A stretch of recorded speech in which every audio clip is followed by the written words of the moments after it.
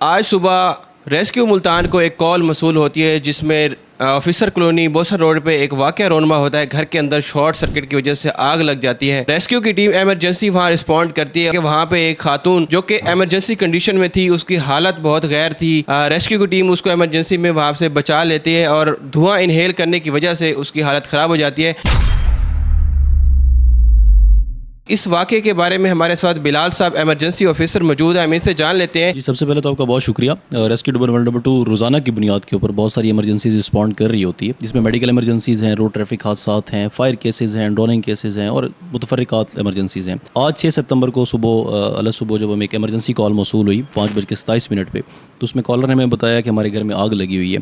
تو ریسکیو 112 نے اپنی پریکٹس کے طور پہ, جیسے ہم نارمل رسپونڈ کرتے ہیں, ہم نے 8 منٹ کا رسپانس ٹائم کے ساتھ وہاں پہ پہنچے. آفیسر کالونی کا ایک گھر تھا جس میں آگ لگی ہوئی تھی کمرے کے اندر, اور وہاں پہ ایک خاتون تھی جنہوں نے اسموک انہیل کیا ہوا تھا اور ان کی حالت خراب تھی.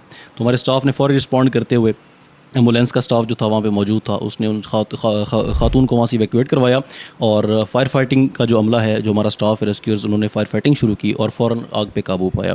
اسی اسنا میں خاتون کو فرسٹ ایڈ مہیا کی گئی اور وہاں سے اسے سیف جگہ پہ منتقل کیا گیا اور فائر پہ قابو پا لیا گیا. اگر اس میں بات کی جائے اس تناظر میں, تو عوام الناس جو مجھے سن رہی ہے آپ کے پلیٹ فارم سے, ان کے لیے میسیج یہ ہے کہ چونکہ ایک شارٹ سرکٹ سے لگنے والی آگ تھی, تو لہٰذا اپنی گھر کی جب بھی وائرنگ کروائیں آپ, تو اس میں جو تاروں کا استعمال ہے وہ معیاری ہونا چاہیے.